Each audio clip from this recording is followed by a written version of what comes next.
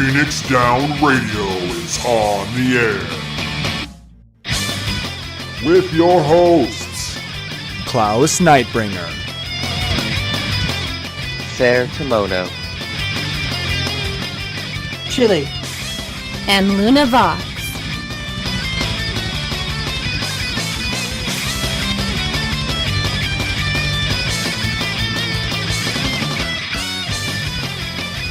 Welcome everybody to Phoenix Down Radio, episode number 82. How's everybody doing tonight? okay. It felt kind of like the end of the world downtown today. As you know it? Because of all the fires, skies were pretty smoky, so not many people were out, and it was just really quiet. But I feel A fine. little eerie. It's Oh my god, Klauss, you don't always have to there's- finish the reference. Yeah, we do. That's the point of those memes. It's all about the memes. I mean, even To Pyros substitute has for- the memes. To substitute for having to make actual original content and conversation. Correct. Now Yeah, you that's understand. Explains a lot. Ha, Oh ha. wow, you double-deckered the aquariums. That is pretty. Well, you didn't notice that? Not at first. Because they go way up. Yeah, Yep. I'll show everybody who's watching us live at twitch.tv/Phoenix Down Radio. As you can see, we've got two sets of aquariums stacked on top of each other. Each one of these aquariums has 4 different fish. So none of the fish here are repeated. That's a really neat visual effect. And then 2 of them on the left side are seawater and the other 2 are freshwater. So if you are joining us live on Twitch and you're on Hyperion, we are currently in my private estate in the Goblet, Ward 1, Plot 36. Come stop by and join us. You'll know it's the right one because it's got the green, what do they call them? The otter house.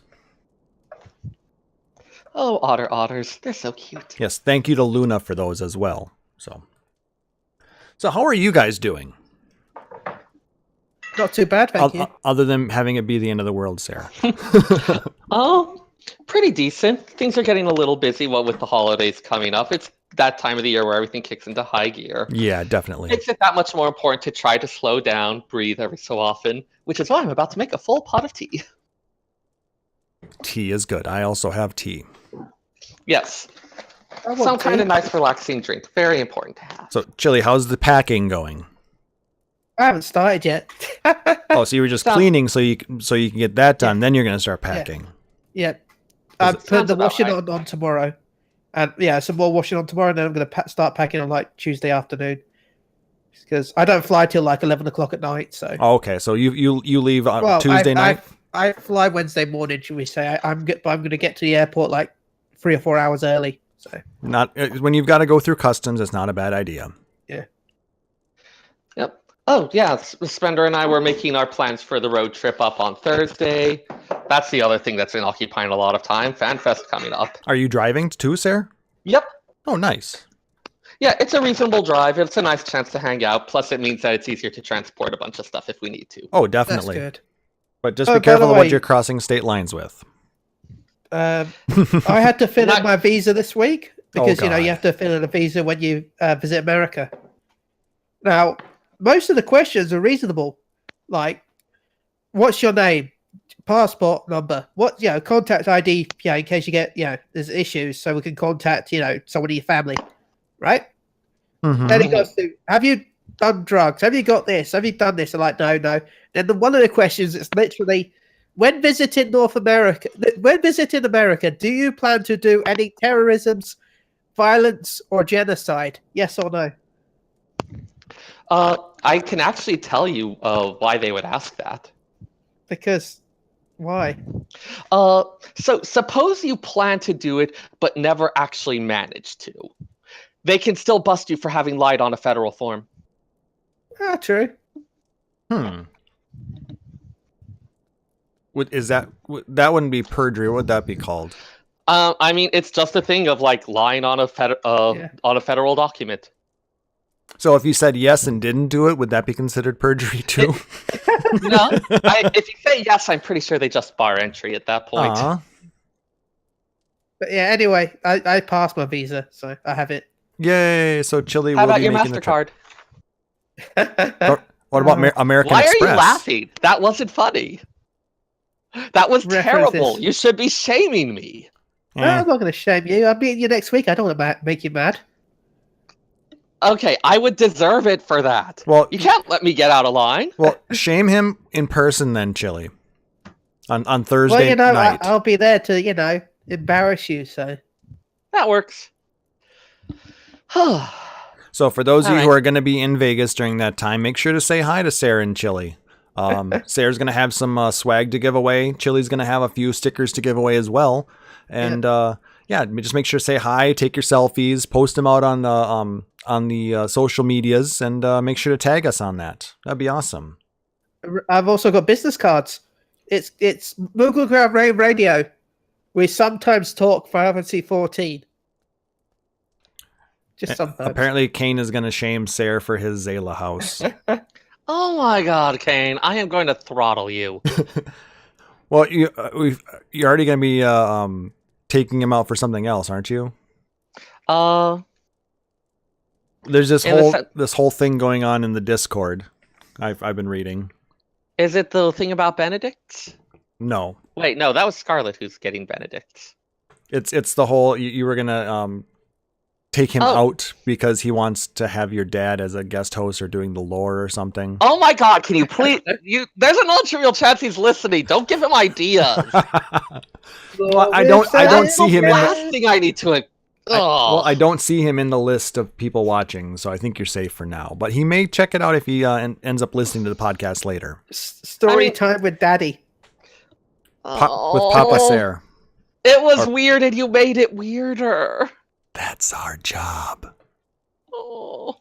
Anyway, let's talk about some other good things that happened. For those of you who were who joined us last Saturday for Extra Life, I just wanted to throw out a big thank you to everybody who donated.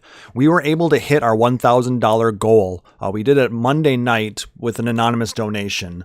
So $1,000 raised for Children's Hospital here in St. Paul, Minnesota. So thank you again.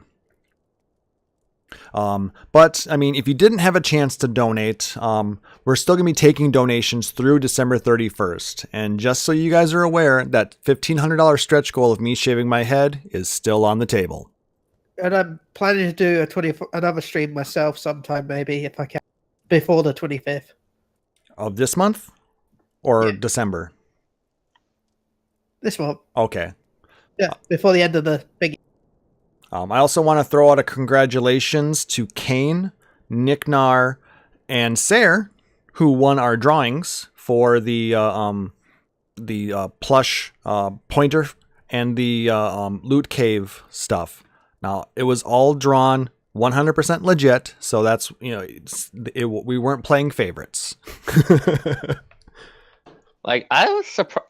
I was a little surprised, but I guess that meant Fina had a Splitzball tournament, which was still pretty fun. Yes. I mean, everybody, and we still need to draw the winner of the grand prize. And from what I understand, we're going to be giving away the winner's choice of a full set of Final Fantasy XIV job stones. Or you'll get the chance to choose a collection of different items based off of one particular job. So if you really want a whole bunch of scholar stuff, or monk, or red mage, you would get, just a selection of different things with that theme, like the job stone, keychains, earrings, necklaces, pins. They have just a plethora of things out at Loot Cave. So If we draw you, that drawing is going to be from everybody who donates to the Final Fantasy XIV content creators group. So that drawing is not going to be happening until towards the end of the month when everybody gets a chance to do to complete their 24-hour streaming. So, you generous bastards, you. Yes. So you have a chance to win from a donation from any of those, but it'll be one entry per person. So if you donate to multiple streams, you'll still only get the one entry, unfortunately. So just to keep it fair. But again, thank you for all of that, and I had a blast. I hope you guys had fun watching as well. Was good times. Anything else that you guys want to talk about before we jump into some gaming community news? Nothing comes to mind at the moment. No, same.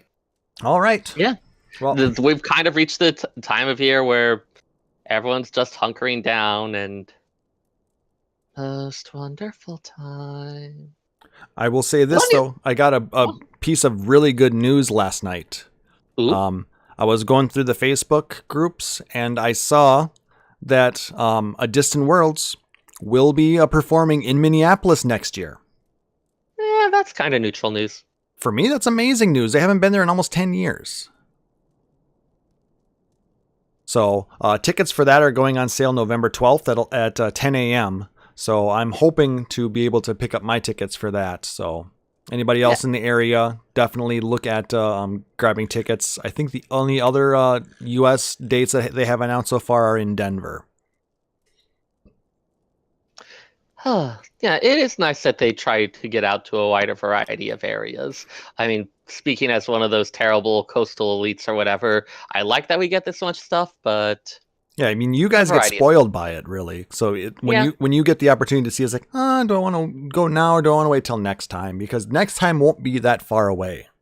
Yeah, I actually did end up not worrying about it a couple times. It's like, well, like they'll come around again. Yeah, whereas for us, like I said, I think the last time they were in the Twin Cities area was probably about 2009. I think it's been ages since they were in London last as well. Yeah, London is usually one they probably hit 5 years. Yeah. But I mean, there's, like I said, there's so many different areas that they're trying to get to. I mean, I do appreciate that they're not just focusing on the big cities. You know, they're trying to get to some of the next size cities as well. Because I mean, they were in they were in Omaha. What was it, this last year? Or earlier this year, I think it was. So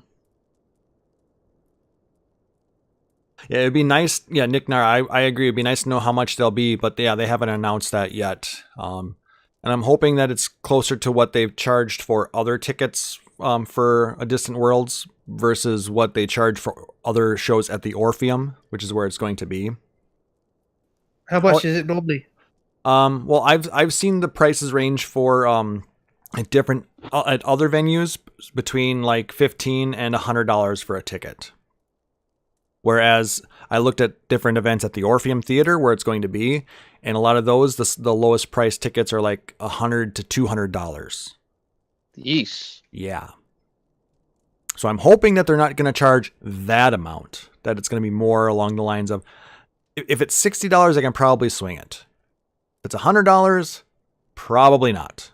Because, you know, later on that month is going to be Detour, which we're hoping to get Chille to join us at, because we want to do a panel about podcasting. Ooh. That would be a lot of fun, I think. Anyway, I think I've had some experience in that. A little bit. I think you're good on that. You were saying though, Seyrr? I can't remember. Okay, no worries. Well, I mean, we were just talking about it a little bit before, but FanFest is next week. They did give out the schedule of events. Let's bring that up here. So also the info about the loot. Yep. Well, we're gonna go through. We'll get to that. Yep. Like I said, I've got everything listed down here. Let's start with the announced events. So I'm gonna post that in the Twitch chat. Starting at 10:30 a.m. Pacific time is going to be the keynote. Remember, that's an hour and a half after doors open. Yeah, so it gives people a chance to pick up their merch, which actually merch line opens up as well on Thursday. So you'll be able to pick it up early then if you want as well. Also, do keep in mind they are going to be broadcasting all of the events without requiring purchasing of a pass this year. Yes. So if you're getting hype, definitely make sure that you're there on time for it. Yes. But do be aware that if you're attending the actual physical event, security is going to be extremely tight.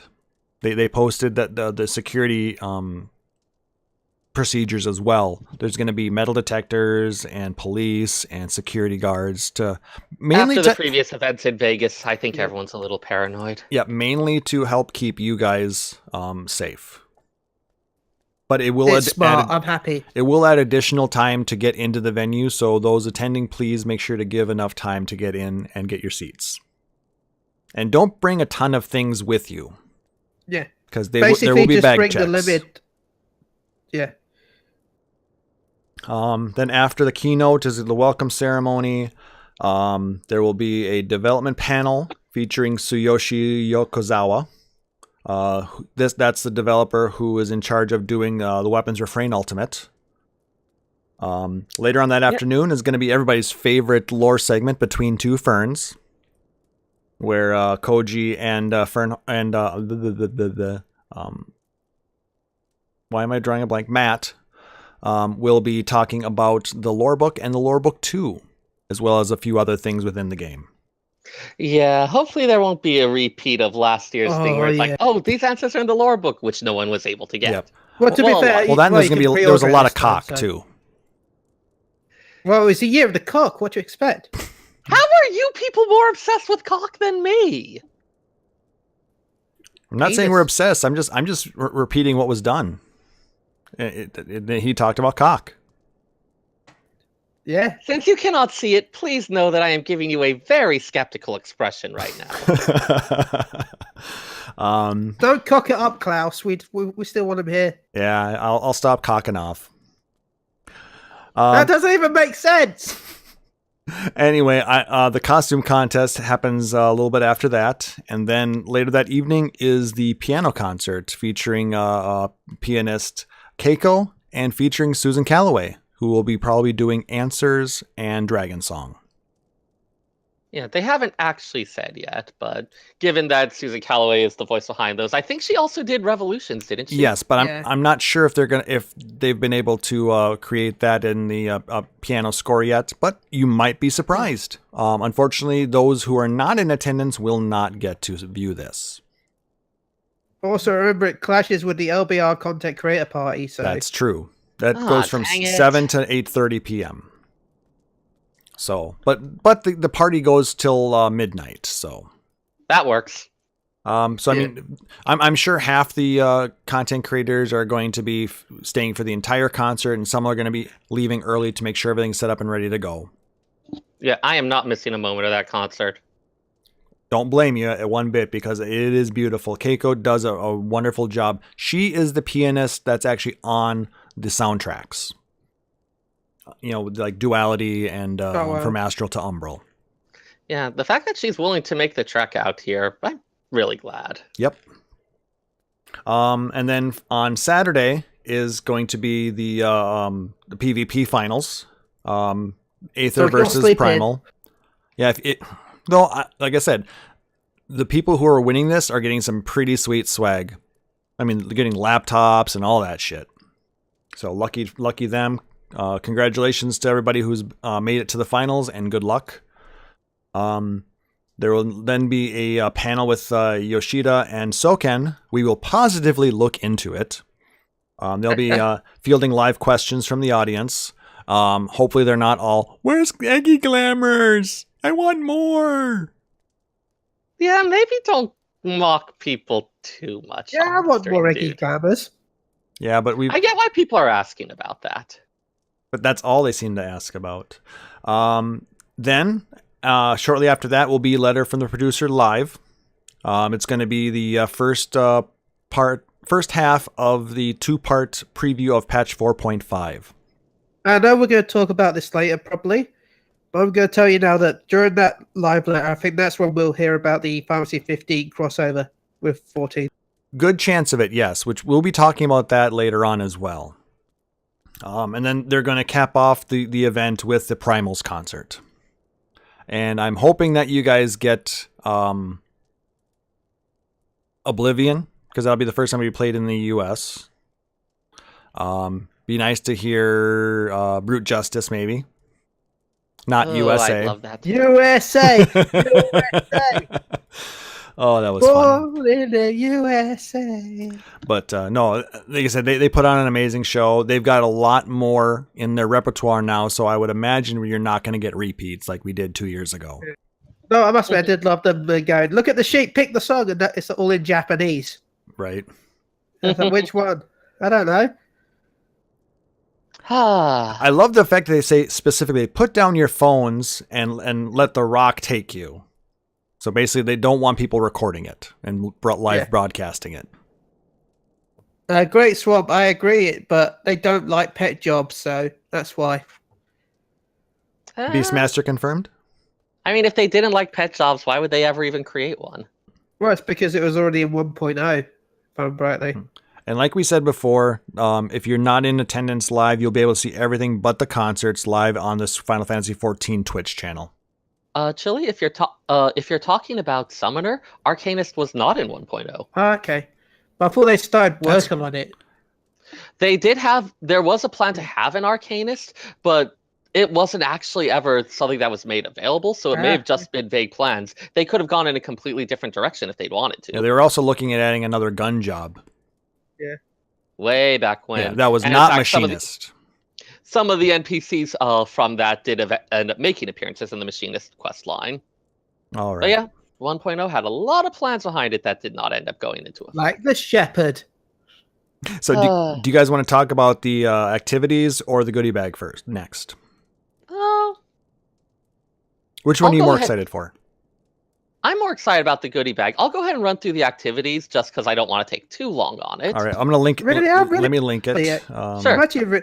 I'm really excited for the activities this year. They actually look very good. I'm actually kind of jealous for you guys. Mm-hmm. So the activities that they've got going. Go ahead, Seyrr. So yeah, they do differentiate between regular activities and live activities. I suspect those live activities are something where it's happening in person, and the other ones are something where you're playing the game on one of their computers.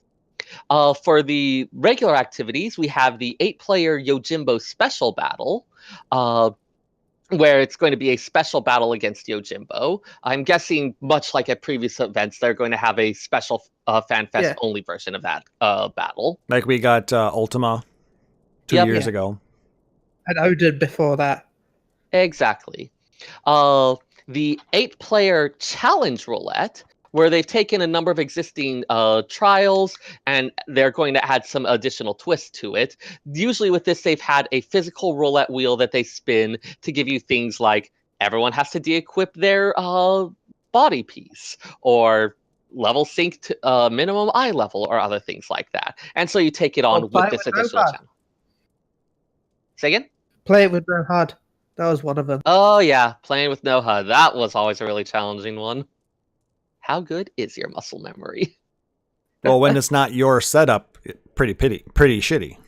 Yeah, I still remember last year where we got blocked because the person kept taking forever to do his setup. Yeah, man, that was definitely annoying. Been some people who did that type of thing and who would. I remember that with the help. I was one of the volunteer assistants at the first FanFest, and there was someone who kept letting the timeout because they just needed a bit more time to set up their thing. And they knew they were making everyone wait, but they didn't care. We got blocked from the duty finder. Yep, because 3 times we got locked out. Yeah. So we had to switch over to another set of PS4s, I think. I rather hope you booted whoever that was out of your party. I think we did. Yeah. I think they were ejected out, and the rest of us moved over to a different set of machines. Because it basically ruined that set of 24 for half an hour. Yeah, there's other people there. Be considerate. So let's see. We've got the Eureka Survival Challenge, which is being done as 2 teams of 4 players going against each other, which has you grouping up and racing to the finish line against a rival party inside the Forbidden Lands of Eureka. The catch? Your elemental level and gear will leave you extremely exposed. So I'm guessing with that You're naked. Naked level 1. Now, for those of you who, especially people have made comparisons with Eureka to Final Fantasy XI, and this is going to be one that is especially going to bring that home, because I think a lot of people remember trying to run a level 1 alt to Juno. Yay! The naked Taru runs. Yep, it was Taru Taru. Well, or Mithra or Galka, but yes. So people who have really honed those stealth skills are going to have a little bit of a better time. Or the ones who are more familiar with the layout of the Eureka zones. Let's see, we've got a couple solo activities. The Kugane Tower Climb, which challenges people to try to make their way up the Kugane Tower and that final jump down to the lamppost below. The first 30 attendees each day that can perform that will get a little bonus prize. Woo! They're going to have 1v1 PvP duels in the dueling circle with a little bit of a twist. You'll actually be using an arcade fight stick for that instead of your traditional controller or keyboard. Ready, fight. Yeah, that's going to be entertaining. Will be okay. You just have access to a few abilities based on what's mapped there. I'll bet you Aya had a hand on that one. Yeah. Almost certainly. For those of you who don't know Aya, she loves fighting games. She's actually the one hosting the Street Fighter V tournament during the community after party. I've entered to that for shits and giggles. And I hope you win. I know I'm rubbish at Street Fighter. I thought I'd enter it. Just smash the buttons right. That's all you need to do. For live activities, we have Fashion Leader Live, described as an 8-player live activity where you, let's see, come show everyone why glamour is the true end game. Bring the fashionista skills you've honed in the game and see if you can earn the title of Fashion Leader live. That'll be I have interesting. no idea what that's going to mean, and it slightly worries and horrifies me. I kind of think there's going to be like a box of like weird clothing to put. Yeah, like make it work. I'm wondering if it'll be like little dolls that you kind of either put Velcro pieces on or something like that, and you mix and match them that way. I have no idea what they're going to do with it, and I'm slightly worried. The one that I'm really jealous of that you guys get is the Chocobo Racing. Ah, yes. And then we've got some Gold Saucer mini games, including Chocobo Racing, Crystal Tower Striker, and Monster Toss. I wonder if the Chocobo Racing is going to be like those, either the ones where you roll the little ball into the numbered hole to try and move your piece, or if it's going to be like the water gun. I suspect probably the first one. Yep, because this one, at first I thought maybe they would just have you queue up 8 people to do Chocobo Racing in the actual gold saucer, but this one does say a live activity. So, plus I can't imagine how they'd handle what if someone's Chocobo levels up during the event? Well, they I don't know. Well, maybe they're all going to be rank 50. They sink down anyway, don't you? So that's true. Yes and no. But like I said, there's a possibility they just make them all max rank. And it's possible. I don't know.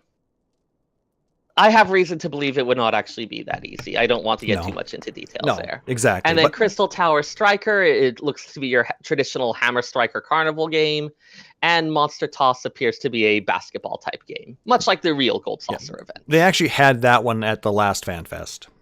I never did it, so I look forward to try it this time. And then the one that Seyrr was really excited for, and Chille, I believe, and I'm actually jealous of this one too, the loot bag. Oh, man. Which we get an actual bag for that I would actually use it after the event. Yep, a legit Final Fantasy XIV backpack. Yeah, usually it's been just a drawstring bag type thing. That's it's neat and all, but I can't see myself using this later. No, this one I'm freaking jealous. I think this is a really nice looking bag. Yep. I also like that you guys get Primal Eggy pins. Or no, the minion pins. Yep. And you get a Namazu magnet. Oh man, that's going on my fridge as soon as I get home. 3 different coasters. Oh. And then Chocobo one's the best. That fat Chocobo one who just finished eating the cake. Oh yeah. Yep. I kind of like the fat cat better, but the fat cat has cute eyes. No elegant tombstone of jump drives this time. The only other thing that I'm noticing that's missing is the light rod. The light stick. You gotta buy that, don't you? Or was that one of the items that was up for sale? That Yeah. was a merchandise item up for sale, yes.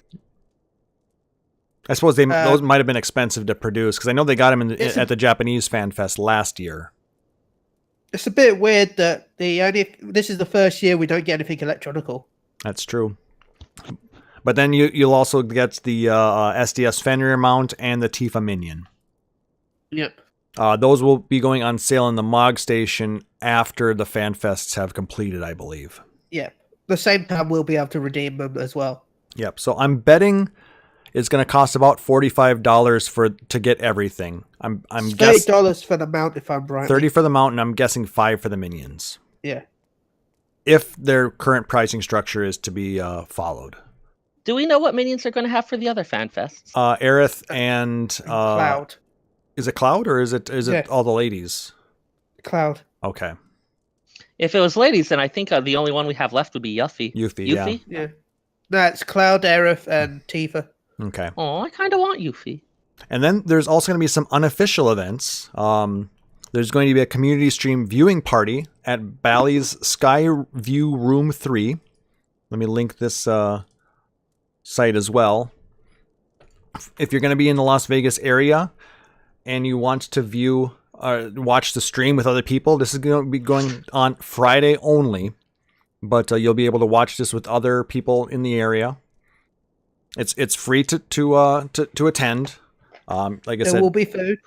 You'll be able to buy food and drinks as well. So, and then of course the big one is the Limit Break Radio Community After Party at the Luxor Esports Arena. That starts at 8 p.m. Pacific time and goes until midnight. And like I said, all of the VIP packages are sold out. You cannot get those anymore, but if you still want to attend, you can go there and show up, and you can enter for free, but you'll have to buy all the drinks, and you will not be able to have access to the VIP area.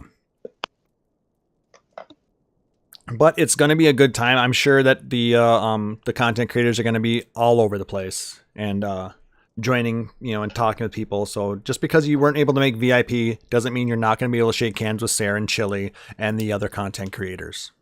I mean, really, I'm more of a hugger, but... Or whatever you need to do. If you don't like hugs, I will totally shake your hand. No judgment. Chille will maybe even sign your butt. Yeah, I might sign your butt. I am having trouble imagining the intersection of doesn't like hugs and is okay with having their butt signed. Well, because they're going to get it tattooed into a tramp stamp. Yeah, I'm not talking on the actual butt, the bit above the butt. Yeah, tramp stamp. That just makes it weirder! No, see, what's going to happen is someone's going to have everybody sign right there, and they're going to get that. They're going to then go to a tattoo artist and get it all tattooed in. Yeah. You do understand the concept of weirder, right? You're not making it better here. What if I draw a little chili underneath it as well? Make it a spicy tattoo. This feels like one of those things where the more I say stuff, the worse it gets. Yes. Yes. Washoy. Washoy! Oh. All right. So all you wild and crazy cats who are going out to Vegas, I hope you have a wonderful time. Be safe and, make sure to be excellent to each other. So we also had a patch happen this week. Yeah, we did. That sure was a thing. Like, was there really anything besides Pyros and I guess the Hildebrand stuff? We got the ability to upload our HUD and UI. Okay, that's actually legit. PC only. Yep. I'm assuming that the PS4 one will be coming as soon as they can figure out the details with it. It's gonna link to your PSN account somehow. So. Yeah. Good luck with that, cluster fork. Well, like I said, I've been hearing some really scary stories about PS4 players who are saying that every time a new update comes out, they have to re-download the entire game again. I haven't had that. Okay. So I'm just wondering how, because I know they just changed the patch system to go through the Sony servers. Basically, instead of having to load up, it downloads in the background. Yeah, it's really good because that way, if you don't have the game loaded, it'll download the patch without even turn it on. Yep. I mean, I like that feature that they have in PS4 games, but I don't know what's going on with certain people having problems with it. Maybe they need to uninstall and reinstall or something. Maybe. I haven't. I should check to see if mine is fully up to date as well. I have it on my PS4, but I actually don't usually play on my PS4. It's more for if anybody else wants to use it. So, but yeah, I will say the Pyros zone is very interesting. The enemies hit hard, and yeah, there's a lot of shit going on there. I'm still trying to finish Pagos. I am one light away from getting my elemental weapon. I was farming for that before the show tonight, and came up just I'm still a little back short. in Animos. Yeah, Should you do need something about that. you need 500 Pagos crystals and a total of 36 frosted Protean crystals, which you get from the light farming, and you can only get them up to 9 at a time. By filling up your tea kettle with light. I mean, I'm still okay with that, but And taking it to a crystal forge and turning it into the crystals. It makes Geralt, lots of sense. your endless tea kettles. I did get to play a little bit with the logos system. You get one logogram right away, so you can kind of familiarize yourself with it. Yeah. But it's we can also buy them off the market board. Really? Yeah. Interesting. So that's going to be a way for people to make a lot of money, because there are 50 logograms in total. Yeah, as long as they're not the the ones with the stats on, then you can sell them. Okay. You have to collect all 50 of them, I believe, in order to finish your weapon. Yeah. 30. Oh, is it just 30? Is it 10, 20, 30? 30 for the weapon, 50 for the armor, if I'm rightly. Oh, yeah. They did add armor to this one. It's something where it's gated behind each. So, like, it's not you have to get to 30 before anything happens. I believe 10 is where... Is it 1 or 10 where the first thing becomes available? 10, I believe. I guess I haven't had a chance to step into it too much, so I don't know exactly what the steps are. Like I said, I basically went in there just to get an idea of what it's like, and I'll be farming it more as soon as I finish my elemental weapon, because then I'll have a better idea as to what's going on. Because I can't even talk to Geralt until I have a full elemental weapon created. Geralt's like doing the talk to the hand. Don't even talk to me. You got work to do in Pagos yet. Go get to it, scrub. It's basically what it is, so.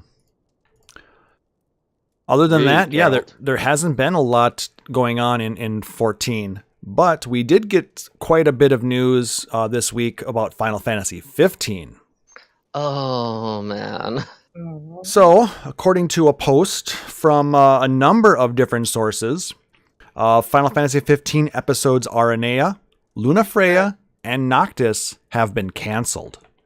It's because they did a live stream. That's where the source is. Yep, they live streamed this on Thursday, I believe. Yeah, I was up watching it. And sad. So they announced that there will still be episode Arden, which will be released next March. I'm guessing that one was far enough along. Yep. We are getting a Final Fantasy 14 and 15 crossover event in 15. That part has been announced. There's a good chance that we're going to find out more about the Final Fantasy 14 side of the event at FanFest. Well, Yoshi P made the statement during the live stream saying that it'll be announced soon. So it'll either be at this live letter or the next live letter. He was the one who announced the event on the live stream for 15. So is it mainly because director Tabata has left Square Enix? Yeah, that also came as a bit of a surprise. I feel like there's got to be a story behind that, but far, no details have been forthcoming. No, especially as he got his own. He got his own. They created a department recently. Well, they created a studio wholly owned by Square Enix called Luminous Studios, and they were basically going to allow Tabata to create, different projects through that were going to then be published by Square Enix. However, something happened with all of that. They ended up losing $33 million on the deal, and Tabata is gone. So, yeah, that's so weird. Yes. So basically what ended up happening is they have redirected the different resources that Luminous was working on, and they are now going to be focusing on a different AAA game instead of what they were working on, which I believe was some of the DLC for 15. I believe they were also doing some mobile content. And so they've totally restructured that studio, and it's really raised more questions than it's answered at this point. So here's the news that we got. In regards to Tabata's resignation, he did say, "I honestly believe the reason we were able to get this far is because of the fans." And he thanks everybody from the bottom of his heart. That's basically all he said on the matter. They did also announce that Comrades multiplayer is going to be a standalone game on December 13th. On PS4 and Xbox One. Yes. If you already bought the expansion that includes Comrades, like the Royal Edition or any of the season passes, you will get the standalone game for free. Otherwise, if you don't have Final Fantasy 15, you can buy just Comrades, and it's going to cost probably $20 to $30.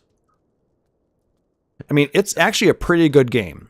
If you've never tried it, I thought that it was very well done. It's four-player multiplayer in there. You can customize your character, their weapons, their stats. It's fun. They did say that this would happen when Comrades first came out as well. Yeah, they did talk about that, but they just finalized that they finished the development on the standalone version of it now. So yeah, I have to wonder, are they just not going to do any further development on 15? Or was it that all of this stuff had to be scrapped for some as yet unexplained reason? They did not specify, but I'm betting that the season passes are done. Well, yeah, consider the fact that they've also dropped modding support on PC and all the updates. Really? PCs. Yeah. I thought that was the big thing about getting it on PC was the fact that they could there's mod already it. some mods right now, but there was going to be expanded tools that were going to be released, with the season pass too. Okay, so basically, the modding community is basically at this point going to be non-supported and unofficial. Yep. So it's going to be totally fan-based. Yeah, given the amount the loss that they took on this, you really have to wonder what happened. And the crossover event for 14 within 15 starts on December 12th as well. And they said that's actually going to be for PS4, Xbox One, and PC. Yep. From what I can tell, it looks like that Makori lands in the world. She gives you a hunt, then you got to go fight Garuda, then you get reward. That's what it looks like to me. Yep, that's what I kind of got out of the video as well. Because you get a Makori outfit for Noctis, a Rogan outfit for Gladius. Sounds about right. I remember all of. I know that prompt. I think it's Ignis that gets it out. What now? What's that? Sorry, sir. Oh, you got cut out from I think it was here and Elzen in some order, but I couldn't remember who was what. Yeah, I think it was Ignis that was Elzen. Because that sort of fits in more, for my opinion, but I don't know. So Prompto gets a Popoto outfit? No, he's just a here. I think he'd be cuter as a Lalafell. Yes. I mean, he would, but I think they specifically did not have any Lalafell in there. Yeah, that's Which true. makes me sad. Unless Cindy has the Lalafell outfit. I don't think you could put outfits on. She has boobs. Can't be a Lalafell people would if be you happy got that they're boobs. covered. People would be happy that her boobs are covered up at last with the Lalafell. I don't think certainly anybody is puts going to them be on happy. She puts them on such flagrant display. It's like, come on, you're working on car mechanic and you're exposing that much flesh? It's hot, sweaty work. Yeah, and what happens when some bit whips loose and strikes you in the boob? Well, you be careful then. PPE. PPE includes clothes. You're not wrong, I guess. Damn right, I'm not wrong. Grumble, grumble. But all of this news that we got, just like I said, it raises a lot of questions, and that's kind of what we want to discuss tonight. If you guys have opinions on this, if you've heard this news, we invite you to jump into our Discord channel, and we'd like to hear what your thoughts on all of this are. So you can jump in, click on the link in the chat to get into our Discord channel, and we will bring you into the show, and you can help talk about what your thoughts are on the state of the Final Fantasy franchise. Because when we look at what's happened, or what was just announced this week, it really brings into question what is going on. If we look at the development time of Final Fantasy XV, it took a very long time for that game to get released. It was delayed multiple times. The development team was redone probably more than once. And the direction... I've heard, go ahead.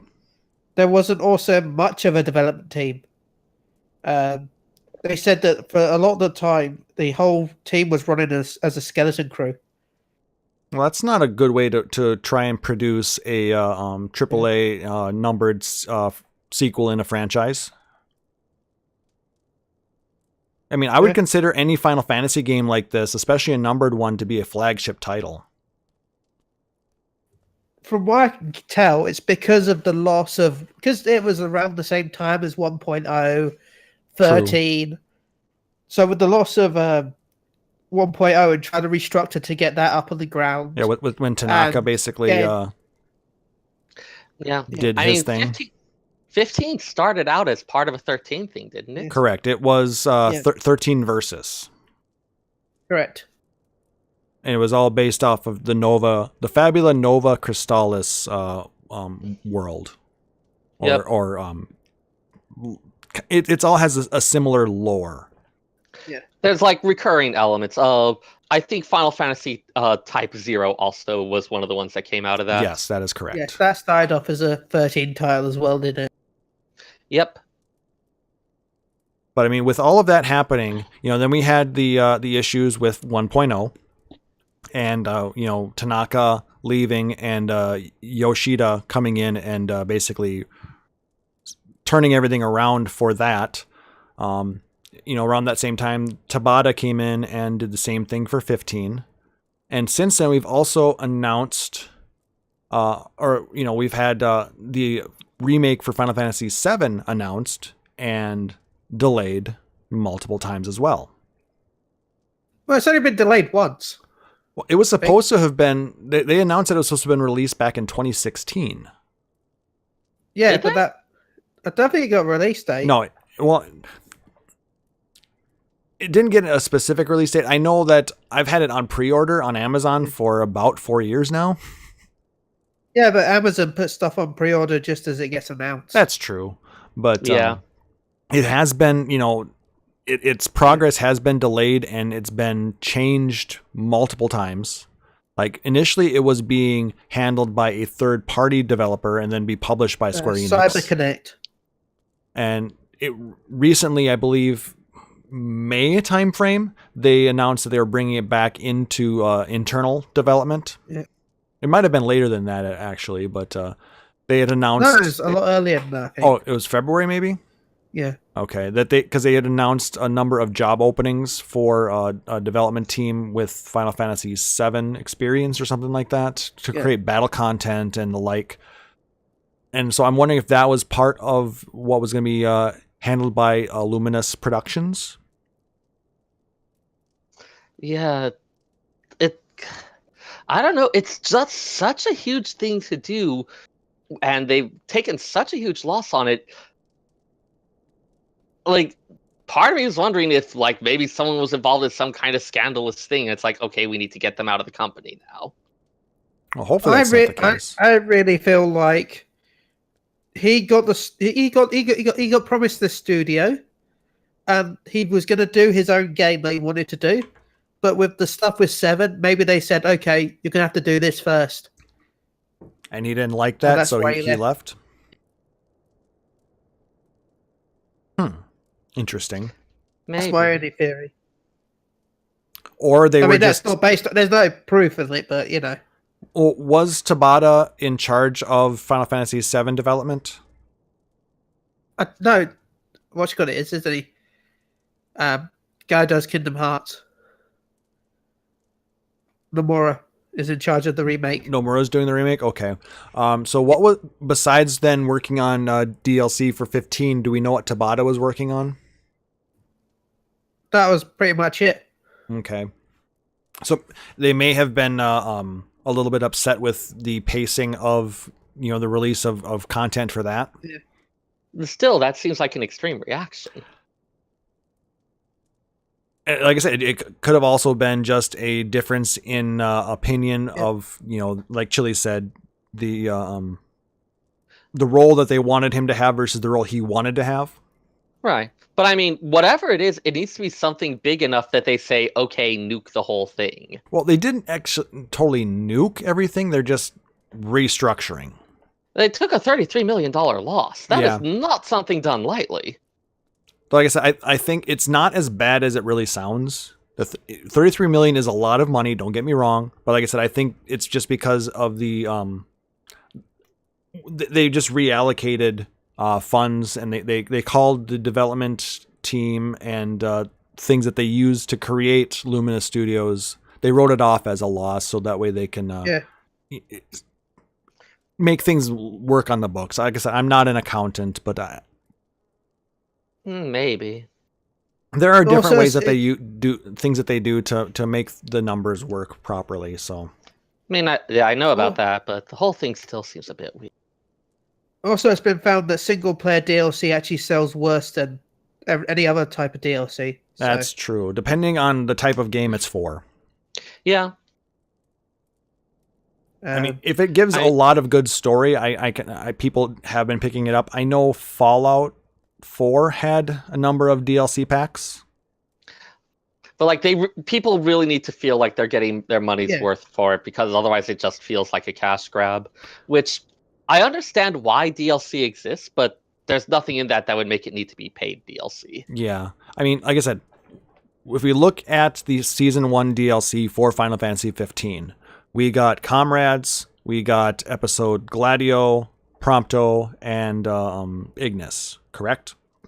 Plus the holiday pack plus. Yep, and some other free events that were put in the game as well. All of that was rolled into a Royal Edition, which then also added expanded Insomnia dungeons and a few other things as well. And then there was also the Windows Edition that was released that included the first iteration of the mod system for PC and the monster truck. So with those things in mind, if we look at just the DLC that was the paid portion of it, the 3 episodes and Comrades, I just played the first one finally, or one of the episodes. I played episode Prompto during Extra Life last week, and I want to say we got about 2 hours of content out of that. Now, Chille, have you played any of the others? No, not really. Okay. To be honest. If anybody else out there, go ahead. reinstalling Sorry. it for the event. Sorry. Just I think about events? reinstalling it for the 14 stuff. Okay. I think that's about the same amount of time you will get out of Gladio and Ignis as well. Ignis is supposedly the longest one. Okay, so that might be 3 to 4 hours. Yeah, I Yeah. heard that one added a fair amount of different things. And Because then it added multiple endings, so and then there's quite a lot of endings. and then Gladio had, I'm guessing, around 2 hours as well. I think Gladiators was actually shorter. Okay, so if we say an hour and a half, 2 hours, and 3.5 hours, just so we can get a round number, that puts us at, was that about 8 hours, 6 hours, something like that? Yeah. No, 2, 3, 4, 5, 7 2, 3, hours. 4 Oh yeah. 7 hours. So 7 hours of content there for storyline, and then you get however much time you want to spend in Comrades. Like I said, it's a fun little game to play. But if there's no people to jump into the missions with, it takes a while to sit there and wait for that. You can do bots in there, but that makes it a little bit more difficult. So I guess the other thing I'd want to ask about is what if we're concerned about Square Enix as a whole, like their upcoming game roster. I know they've got a batch of Switch releases in 2019. Yep, basically re-releasing Xbox. older games. Xbox as well. They're releasing a number of the older Final Fantasy catalog on those two platforms. 7, 9, 10, 10.2, and 12, right? Yeah, I just pulled up a thing of release dates for various things. Also, Let's see. by the way, they just announced today during the Xbox conference that Final Fantasy 13 series will be backwards compatible on Xbox One as well soon. I think it's next week. So let's see. We've got Kingdom Hearts 3 coming in January. Just Cause 4. Shadow of the Tomb Raider was just recently released, which I believe had it didn't have stellar sales out of the gate. Romancing Saga 3. They're still making those. A friend of mine really loves that series. Oh, by the way, when it comes to those Tomb Raider games and they say it doesn't sell well, take that with a grain of salt because they often sell well, but Square Enix for some reason has stupidly high expectations for that. Well, I think what's holding back a lot of the sales of games like Shadow of the Tomb Raider is the recent introduction of the RTX graphics card series, because this is supposed to be one of the RTX compatible games. It probably didn't help that it went on sale like a month after it came out, which pissed people off. Yeah, that was one of those things that really, upset some of the game developers, because I mean, it's not only that game that is supposed to have RTX support, but things like Battlefield 5, which actually got delayed because of it, because they didn't have all of the drivers ready to go for it, and a number of other titles that hurt as well. No, it's not timed exclusive, Nick. No, you're thinking of the original Tomb Raider. Yeah, the first remake Tomb Raider was Xbox exclusive for I believe a year. And then it was released on other consoles. Yeah. This one is going to be released on PC, Xbox, and PS4 simultaneously, or was released simultaneously. Because I believe it came out in September. Yep, it's already out. But I guess I think that they're not really happy with the sales. I mean, they've seen higher sales with some of the older games, and I think that's what they're trying to reach for. Some of the numbers that they had in the IDOS.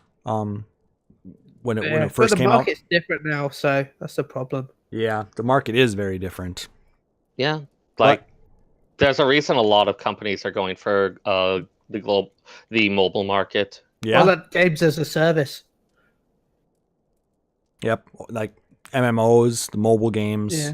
All of those. I mean, if you look at game sales like that, the mobile series have made a lot more money for Square Enix than some of their other titles.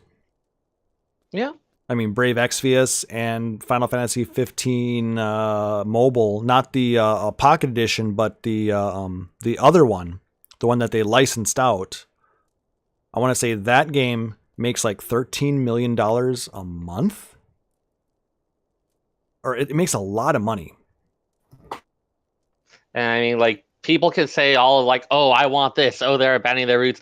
It is hard to argue with something that is making that much money. No, it is, but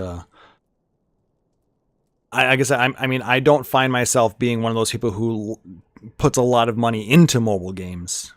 But by the way, while we're talking about mobile games, if you live in Belgium, you will now not have access to Brave Exvius. Brave Exvius, Defu, most of the gacha games are being removed from the Belgian stores because of their gambling laws. And it remains to be seen what will happen as more places start passing those. Yep. So it's either going to become a thing where you end up buying a weapon or an item for a specific amount of currency, or more something like that. step-up banners, to be honest. So I think step-up banners should bypass the law. I mean, if it's something where at a particular point you are guaranteed a thing, then yeah. I mean, it would have to be guaranteed a specific item, not just an item of a certain class, because that still would be considered gambling. Yeah, but if you like pull 4 times, then the 5th time you get the unit, the featured unit, or whatever. I don't know. That's still kind of a gray area there. I am not a lawyer. I could not tell you. Yeah. I'm not either, so. It's confusing, but for everybody who is out there, I feel sorry for you. Especially if you enjoyed that type of game, you'll have to cross the border. To all of our many Belgian listeners. I don't know. Do we have anybody from Belgium who listens? If you do, we'd love to hear from you and what your thoughts are on it. You can email podcast@phoenixradio.com. Other thoughts on what you think this means? I mean, if we look at the issues that have been happening with the past games that we've had and the lack of news on, say, Final Fantasy 16, or do we even know that a 16 exists? No, there has been no announcement. Yeah. Like, I wonder if they're even planning to do one. 7th remake is now 16. I mean, there's a number of things that, and I'm not seeing this just with Square Enix, but I'm seeing this with a lot of game developers. Well, right now we've got that period where the next gen is coming. Yeah, but so there's nothing's going to be announced. Here's the thing that I was going to say, though. All game developers seem to be taking a lot longer in the development time of their games between the different games out there. Well, yeah, an average game now takes 3 to 4 years. Because I remember we used to get a new Final Fantasy game every couple of years. Every year. And some of it was every year, yeah. Look at the levels of complexity involved. That is true. Yeah. Especially for something where it's like, okay, sprites moving on a 2D thing versus, okay, we've got these people doing these acrobatic maneuvers. Just like the sheer level of technical complexity. Well, just the amount of 3D voice acting, the 3D rendering. I mean, each frame takes a day to render fully. Yeah.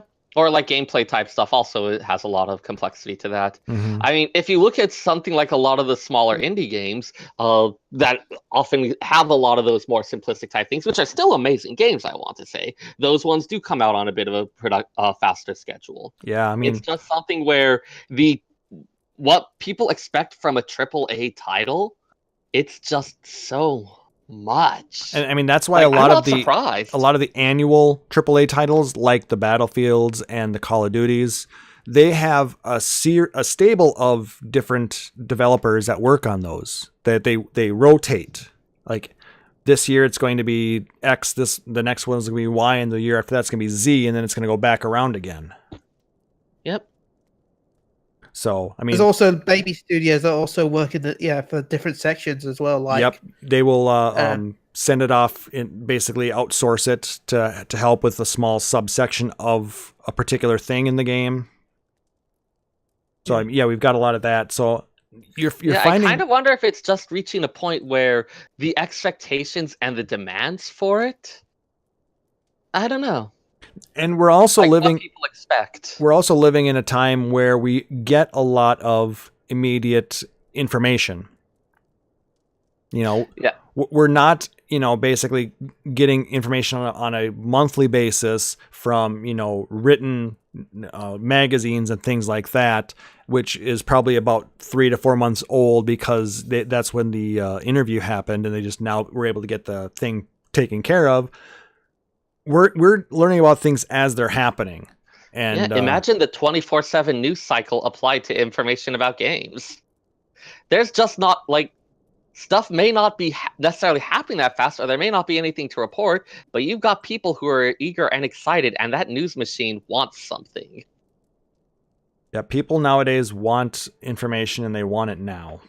Which, I mean, people have always wanted that, and I can't blame them for it. It's just that now it's actually possible to meet some of those demands, at least in terms of the apparatus that can provide that information. And trying to explain to them why, no, you can't have that, doesn't typically go well. Though I will say, in their defense, they have been a lot better about giving us information, like these producer live letters.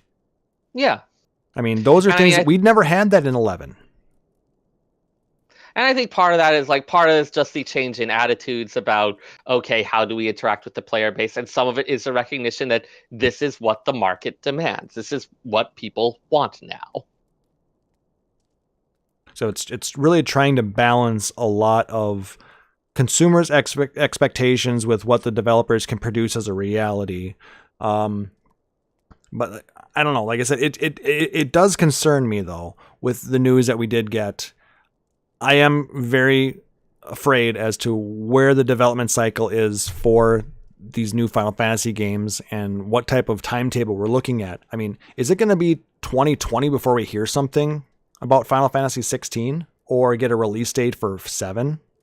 I feel like 7 is now going to be a PS5 title. Yeah.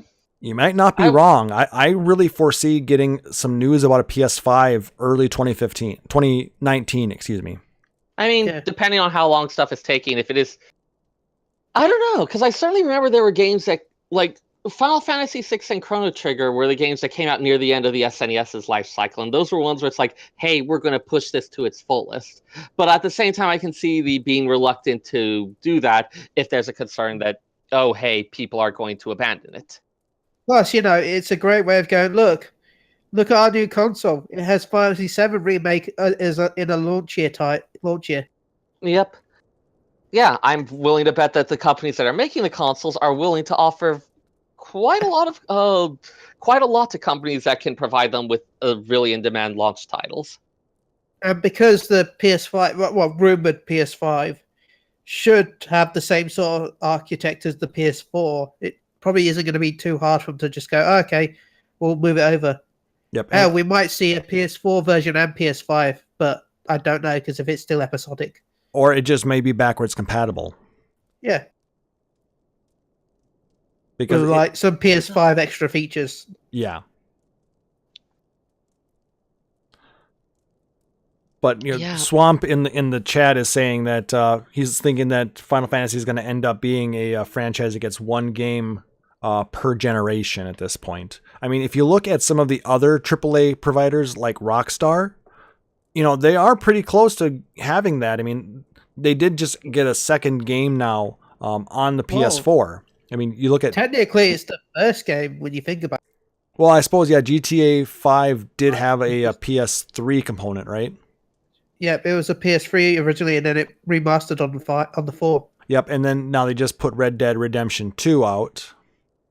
Yeah, which, I mean, if you're looking for if your AAA games are expected to be that huge in scope, I don't know what other option you have. Yeah, it's a lot of stuff to process with this. And quite frankly, I expect a lot of them to be very tight-lipped about it, because the last thing they want is someone who gives the wrong comment leads to people making a lot of speculation. Like, how much did Square Enix's stock price get affected by? I don't know, but what date was that announcement? I'm checking their stock prices now. Okay, I believe that live letter was Thursday. So let's see. The announcement about the thing before was the day before, if I'm rightly. So let's see. Looking at the 5-day. Oh, come on. Give me more. Back a bit more, please. Okay, so November 7th. So they had a decent drop in their stock price going to November 7th. And then it started rising again. And it's back to where it was. So I wonder if maybe they had announced all this to their stockholders initially, which is where it caused it to drop. And then... No, that's not the way it works. If the stockholders started making those movements, like trying to keep it private in that way just doesn't work. That's not a way that markets work. Like, and anything that got mentioned at stockholders meeting, that's going to be made public pretty fast. Well, that's why the announcement of the loss was actually leaked before the announcement on the live stream of the event. Okay, because there was a... So do you know when that announcement was leaked? It was like the day before, if I'm rightly. Okay, then because there's a big drop on October 29th. Interesting, because Tabata was released on the 31st. I mean, there's all sorts of other things that can affect the stock price. It's a stock price is more reflects what people are thinking about it. And so all sorts of things can affect it. It's not necessarily an immediate reaction to stuff, but it doesn't seem like this has actually had that much of an impact on their stock price. Well, 30 million sounds like a lot to us, but to Square Enix, that's probably not as much as we think. Yeah, let me see what their market cap is. A lot more than any of us will ever see in our lifetimes. Well, yes. But, you know, I understand how screwed up Square Enix can be, because I'll never forget the scene when they announced the Final Fantasy VII Remake. And the guy that's making it had to phone him up because he didn't know he was doing it. Wait, what? Yeah, no, that's what happened. I know. I recall that. That was like, wow. And that would have been 2014 or 2015? 2015, I think. At E3? Yeah, the Dreams. No, it was a PSX. Okay. Because Shenmue 3 was also announced. It doesn't seem like that's actually had that much of an effect on their stock price. Oh, and their market cap is about 510 billion yen. So call it about $5 billion. That would be how much, according to stock price and outstanding shares, the entire company is considered to be worth. A little bit. So yeah, for 5 billion, 33 million losses, not necessarily that big. That's a great. I still think it's just he left because the fact that he wanted to do his own title, and when he found out his studio would be working on something else, or maybe he got caught up in some kind of scandal. I don't know. Maybe I'm just thinking that after seeing lots of other like major people get brought low by something like that, but I don't know. Hopefully he's not just trying to pull a Kojima. Oh dear, I should certainly hope not. Well, no, I don't think that, Kojima actually has, we know that he's got the chops to be able to make it on his own, and he's doing some amazing things with Death Stranding right now. So I really don't trust a Kojima game with just Kojima. Really? It's like how Stephen King needs an editor. Yeah. I always feel like you can go a bit too Kojima. You need someone to sort of go, look, mate, no. Yeah. like creative geniuses, they need an editor. They need someone who can rein them in, who can say, it's like, yes, this stuff is all brilliant, this is good, but this bit maybe reconsider. Because not everything they do turns to gold. Though I am seeing they're getting a lot more actually produced with Death Stranding than just these random ideas that they kept spouting about before. I mean, there's actual good production. They've got an engine. I would, like I said, I would see this nothing game without something to actually back them up. Yeah. The engine's actually the Horizon engine. Yep. So it's a great engine. It works. It'll work really well for that game. I've seen a little bit of their some of their in-game footage that they showed at some of the previous game shows, and it looks really nice. Postman the game with a baby. Well, that's the package. You got delivered the baby. But yeah, I feel like we may never actually know what went on with this, and that's more than a little frustrating. Oh, hot damn. Something of mine just sold for 200,000 gil. Whoa. Anyways. Great Swan Pass. I agree. I trust Kojima as much as I trust the Nomura to stay on track. Well, hopefully, with this news, it's going to maybe bring the whip down a little bit, and we'll maybe start getting some more firm timelines and some ideas as to what's going on with the game, because I love Final Fantasy. I've always enjoyed it since Final Fantasy 1. I think I have heard a lot of people say about FF14 and about a lot of the others that, I wouldn't normally play an MMO, but the Final Fantasy name brought me in. Mm-hmm. That name has serious cachet. You gotta remember, Cash. You gotta remember Nomura's other major product ends in January, so he'll be able to focus more on Fantasy 7 then. What's the other product he's working on? Kingdom Hearts 3. Oh yeah, that's right. That's right. Oh yeah, when Well, I was could have looking said through the anything. Yes when and I was no. looking through the release list, I saw that one for Kingdom Hearts. The story so far, it's like, oh my god, they created this entire thing to just tell. Oh, Kingdom Hearts. I'm going to tell you now, though, if you know you want Kingdom Hearts 3, skip the story so far and buy the digital edition, because the digital edition is $90, but it also includes Kingdom Hearts 3 in that bundle. What if You I get just? so Oh, keep going. you get everything in the story so far bundle plus Kingdom Hearts 3.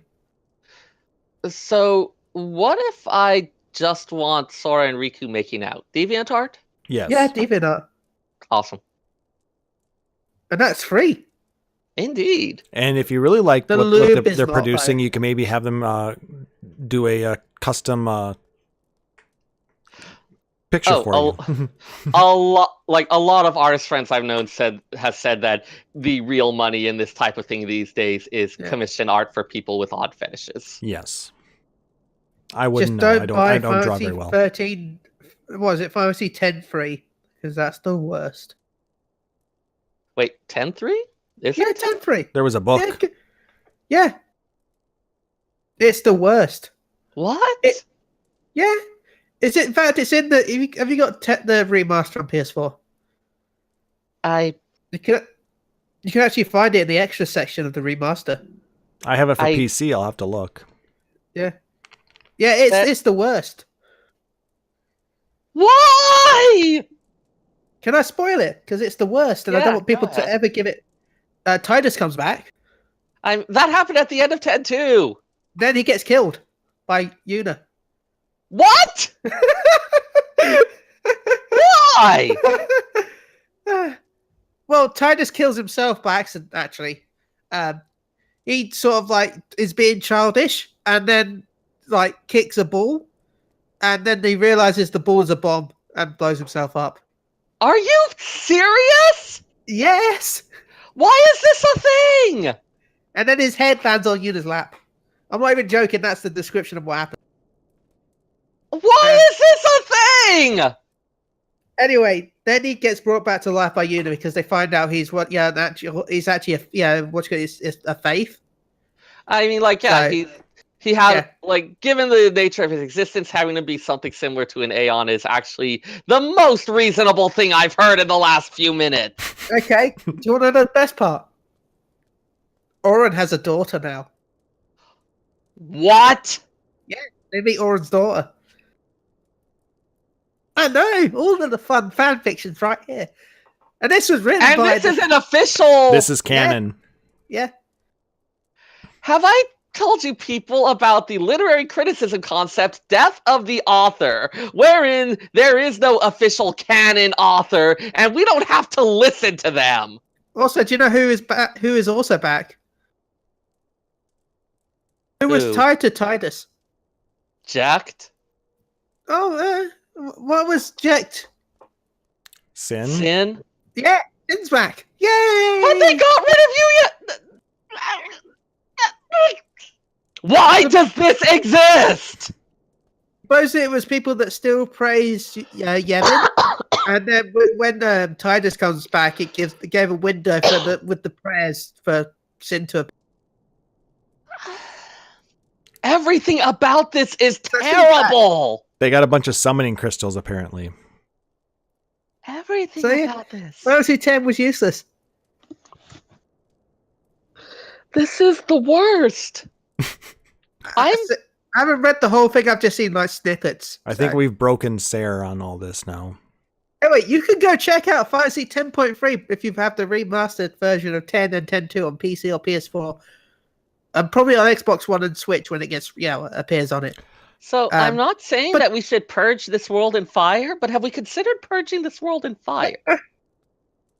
All right. I thought you would like that. Is there anything else? Remember that 10 is linked to 7. Only like in a kind of joking way with that whole throwaway line from Shinra. That's confirmed canon. Shinra is a descendant of the Shinra Corporation. Excuse me, I need to find something alcoholic to add to my tea. All right. Is there anything else that we want to add on our discussion here of the state of the franchise? I have no words left. At least it's not 10-3.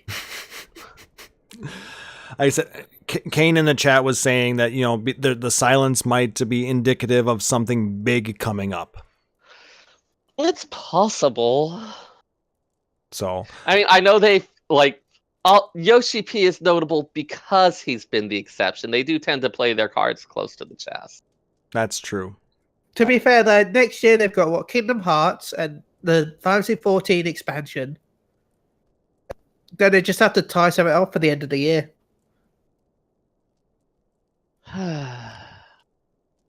So it doesn't sound like they've got a lot, but they've got at least 3 titles possibly next year. So I mean, like I said, I still would like to have some news about the next numbered title in the series. If I they really were even don't- planning one at this point. I think they will, but I don't think we'll hear that until we hear more about 7.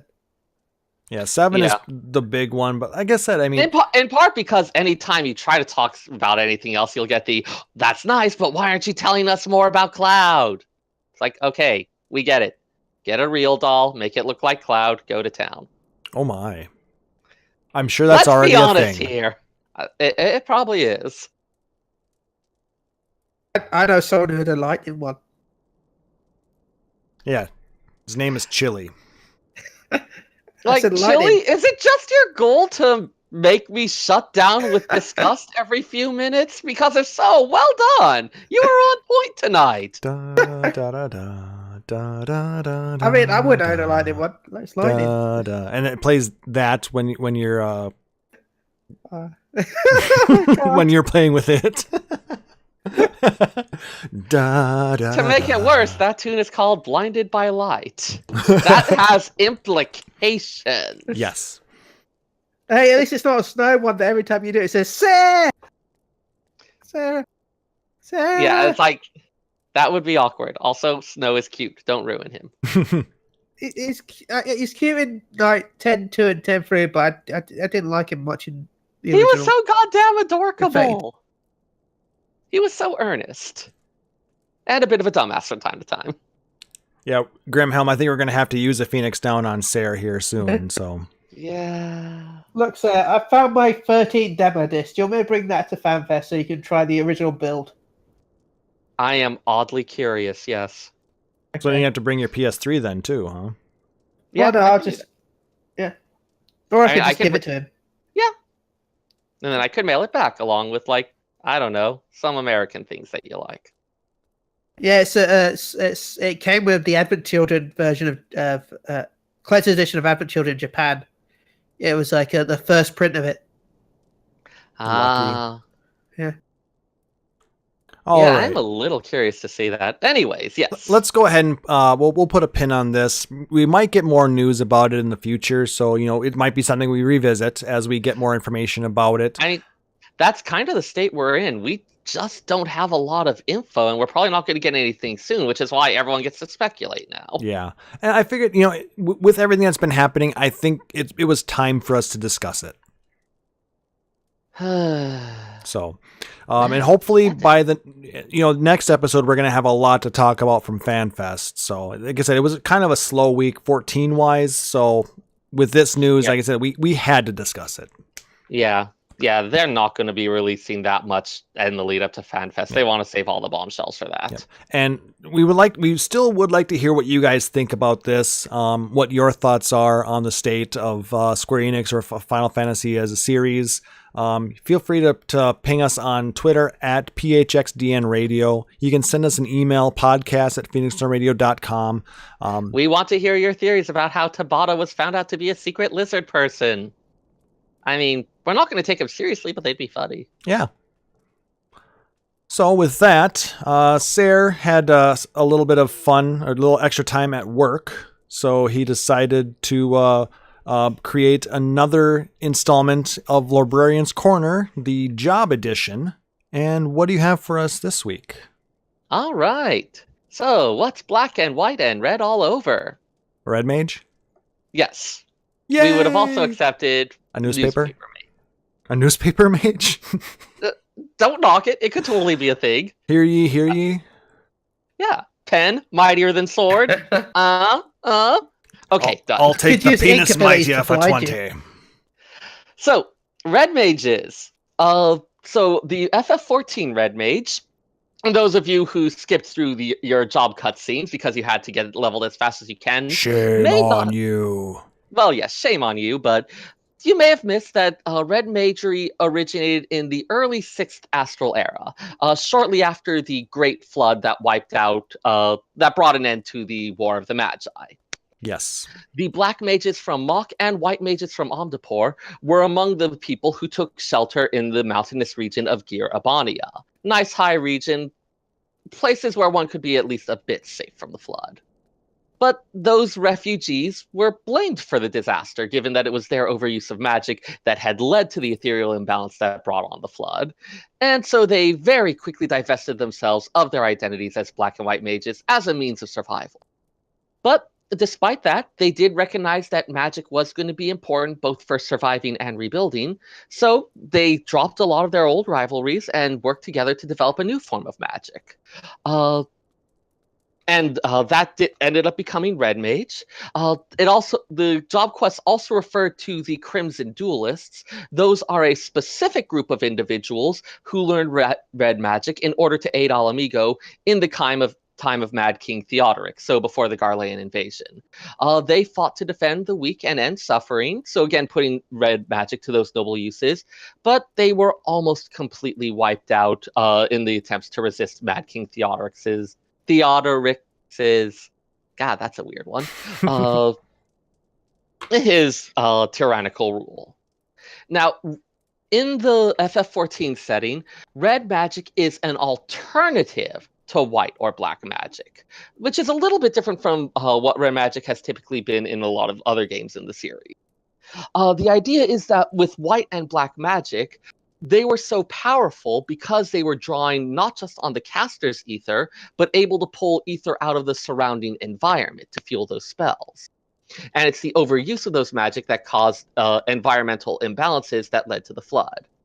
So red magic goes back to your traditional methods where you're only using the caster's ether, but they use the body and weapon as a means of channeling and directing ether in order to improve efficiency and get more power out of it. The various spells that you cast build up ethereal power in the body. Based on the origins of those spells, this power is referred to as either white mana or black mana. Again, it's not actually using the fundamental stuff of white and black magic, but given what it resembles, what it's drawing from, what types of ether it's using, it's referred to that way as a shorthand. And if that imbalance between black and white becomes too great, the lesser one becomes more difficult to build up. So if you're using too many of the black mana spells and your black power gets too strong, then the white one is going to become more difficult to build. So they are trying to maintain this balance, which does, again, play nicely on that whole thing of the balance in the War of the Magi between white and black, and the two kind of warring with each other. Other interesting feature of them is that when they cast one spell, the channeling pathways that they're using, the way that they're using their body to shape and form this ether, it creates these temporary pathways that allow them to follow it up with almost instantaneously with a second spell. This is the dual cast technique. And so you have their more powerful spells. They're stone, I think. Is it stone or arrow that's the long casting one? That's a good question. Arrow. It's Ver Arrow. Yes. And then for fire is the long cast black. Right. So those ones, normally like a much more powerful one, takes a long time to cast, but by taking advantage of these pathways that they set up with the other ones, they are able to cast those pretty much instantly to direct this power through a much faster thing. Side note, for those who had not noticed, all of the spells beginning with Ver, V-E-R, is short for Vermilion, sort of saying it is a Vermilion or red version of this spell, which is why they behave differently from the other ones that we're familiar with, which Ver Arrow does not behave at all like the traditional Conjurer or White Mage Arrow spell. Yeah. Swamp, yeah, you're right. Fire is the procced one, and it is Thunder that's the long cast for black. Yeah, after a while, you just get into so much of a rhythm that you stop even noticing Yep. the animations. At least that's what happened with me. Yep, I just basically I look for the proc, I hit the proc, then I hit the next one, and then I go to the next one and the next one. Yeah. And then the one of the big points of building up all this black and white energy, their specialized sword techniques. They actually are using their sword as a magical ritual element, moving it through very precise motions as they channel ether into it. And they can use that to further amplify the energies they've built up, which allows them to unleash powerful attacks. Yep. So you have their diving in, performing their various sword moves with that very fancy blade work, and then releasing it in a final blast with Ver Holy or Ver Flare. Yep, that's my favorite part about being a Red Mage in 14 is jumping in, slashing 3 times, flying backwards in the air, hopefully not off a ledge, and then flaring, and it's like just so much damage happens. That was something that they were really trying to do in trying to figure out how to represent the traditional Red Mage archetype, especially since that includes some amount of weapon use. They decided to go for something that had this like lightly armored duelist who's darting about the battlefield. And so a lot of that quick movement aspect was something they felt was very important in the development. Now, Red Mage is one of the ones that's been in the series since the beginning. It was one of the 6 starting classes in Final Fantasy I. Could use lower level white and black magic spells, as well as a variety of weapons, would eventually upgrade into the Red Wizard, which did get an expanded spell selection, though it was never quite as good as White Mage or Black Mage at their individual art. Yep, Red Mage was always considered a jack of all trades, but a master of none. Yep. Now, the Red Mage itself has appeared directly in Final Fantasy III and V, and then went kind of on a long hiatus until it appeared in 11, then again in 12, 13-3, and it was also alluded to in Final Fantasy II and Final Fantasy IX. In Final Fantasy II, Scott, the Kashuan prince, who in the original game you're not able to play, but in the remake you are able to play him, has a lot of the visual motifs of a Red Mage, and also had balanced strength and magic stats when you get him in the Dawn of Souls remake. Final Fantasy IX did have some Red Mage NPCs that you could find in a couple towns that were wearing the traditional outfit, though none of your party members get the ability to use red magic. Boo. Yeah. But yeah, there was a long period where they didn't appear in as many games. I think at least part of that was because they, as Klauss said, they are a jack of all trades archetype, being able to efficiently use physical attacks and damaging and healing magic. A lot of those mid-point games had a wider cast of characters. Yeah, and that's true. Yeah, and so it becomes something where you don't need someone who can fill in all these different roles if you have the ability to swap party members around and put in the specialists that you need for a given thing. Well, and a lot of those games, I mean, like 6, I mean, you could actually give... I mean, they did have character types, but I mean, you could realistically give all the characters, like all the magic if you needed to, if you were able to grind enough to do it. Yep. Yeah, the design of their battle systems just didn't really lend themselves well to it, because the Red Mage is something where FF7 was somewhat similar, where you could equip materia in order to change someone's stats and change the stuff they have access to.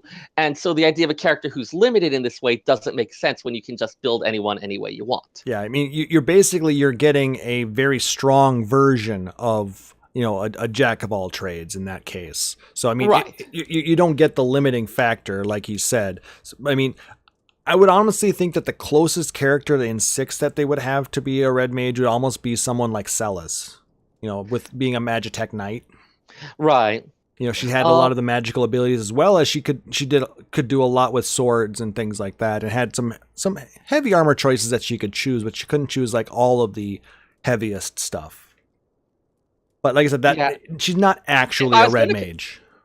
If I was going to pick someone, it would be either her or possibly Terra, who could also use a variety of weapons, including swords, and could do a reasonable physical attack. Yeah, those two are very similar character types.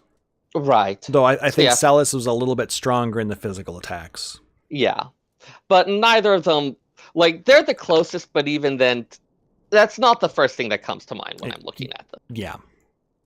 Now, their most iconic ability throughout the series, Double Cast, first showed up in Final Fantasy V. It was the capstone ability that really differentiated them. The ability to, within a given turn, cast 2 different spells. So deliver several elemental attacks. One of my favorites for a lot of things, cast Raise on someone and instantly follow it up with a Cure. Always Very a nice useful one. before you got the full Raise spell. Now FF11 and FF14's Red Mages have to be formulated differently for much the same reason as we were talking about with the mid games, where you have got this cast of characters. Refresh. Yeah, Refresh. Yeah. No, pretty stop, please. Hey, Refresh me, Klauss. PTSD. don't forget haste. It's You mess up your haste cycle. Oh Dispel. God! If you mess up Dispel your haste and your refresh cycles in a farming party, it could be ugly. Yep. But yeah, it was the same deal where without having fixed parties, without having a limited number of characters, you can always just invite someone who has the specific stuff you need for given content. So having them as just a jack of all trades type thing doesn't really work. Either they're too powerful and you want them for everything, or they're too weak and you'd always rather have a specialist. Yeah. So in 11, they ended up making them more of a buff debuff type of class.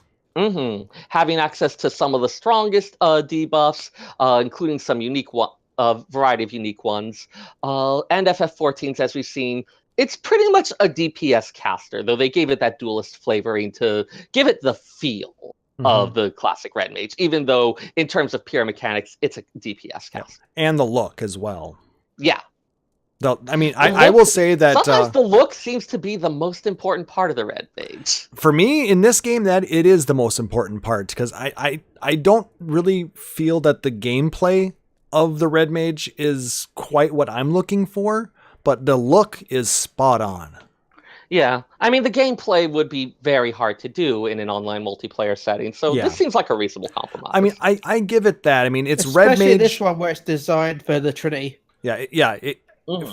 For the way that this game has kind of pigeonholed itself into the Trinity, I feel that it's a pretty decently done homage to Red Mage. Like I said, it's not really Red Mage in concept or in true concept, but like I said, it's a fun and interesting class. Quick reminder note for anyone who is listening who has not heard the term, Trinity here has nothing to do with Christianity or where the first atom bombs were tested. True. And instead refers to DPS, healer, tank as the traditional 3 sets of roles available. It's also not Trinity from the Matrix, which makes me disappointed. Yeah. She was sick. That was the best. I also wanted to mention, even though it's not technically a Final Fantasy game, Bravely Default, which is totally an FF game in spirit. Yeah, and it's a Square Enix game. Yeah, like it is pretty much an FF game without the FF. But it did have a Red Mage as well, and that one was a little bit of a different take. Didn't have the costume, they changed around a bit with a lot of rose motifs. They do use swords as well as lower level white and black magic spells. And in that one, they kind of did something that was approximate. Oh, that was the other thing I forgot to mention. Since dual cast didn't quite make sense in the online setting where you didn't have the turn-based stuff in FF11, they of course found a different solution in 14. But in Fast Cast and Chain Spell were the Red Mage specialties there, still having the idea of being able to let loose spells quickly, but all of their spells would cast a bit faster, and their 2-hour, 1-hour SP ability, whatever you want to call it, Chain Spell would allow them to unleash a barrage of magic with no recast time whatsoever, so they could just rip them off as fast as the animation would allow. Chain Spell Stun, anybody? Yes. Classic. Yep. Yeah, I remember someone who wanted to bring that to everything, even when it didn't make sense. I think he just wanted to be the star. Well, yeah, I mean, that was the biggest thing in when you were farming for the gods. You would Chain Spell or Stun. Dynamis Lord. Yeah, true. I never got to kill Dynamis Lord. I mean, you could probably do it now. You could probably solo it now. Or at least with trusts. Yeah. But in Bravely Default, they actually represented that by giving it abilities that would allow it to gain BP quickly. Brave points, the ones that would allow you to take multiple actions in a row. Okay. And abilities that would boost damage if you were to cast multiple spells in a row, or if you were to bring yourself into negative BP. So lots of stuff that would encourage you to unleash several spells in a row. Their playstyle was really built around that. I'll show you negative BP. I don't know where I'm going with that. Yeah, I don't even know what that means. I tried to figure it out, and nothing even made... This wasn't even the, that's disturbing. That was the, no, it just doesn't make sense. Anyways, so I tried to find if there were any real-life influences, stuff that Red Mage came from. And quite frankly, I couldn't find anything to suggest an origin for Red Mage prior to FF1. There's certainly plenty of works where you would have powerful mages who could wield several types of magic. But the specific term seems to have been created out of whole cloth for FF1. So Red Mage is like a Final Fantasy original so far as I can tell. Oh, come on. Gauntlet always had Red Wizard needs food badly. Yes, exactly. Who can forget classic Final Fantasy 1 where you had to manipulate the cooking gauge in order to cast your spells? I would buy that. I would buy that so hard. That too. Like, I would totally buy that. I mean, you did have that that little mini quest where you go make the soup. So anyways, I did note that some Dungeons and Dragons settings had character classes that had the name Red Wizard. Specifically, I found Forgotten Realms and Dragonlance that had reference to that, but those have very little resemblance to Final Fantasy's Red Mage. The Forgotten Realms Red Wizards are hyper specialists who focus on a single school of magic. They're also evil rulers of a wizard city. And Dragonlance has Wizards of the Red Robe, who are named that because they draw their power from one of the world's red moon, the 3 moons, the red moon.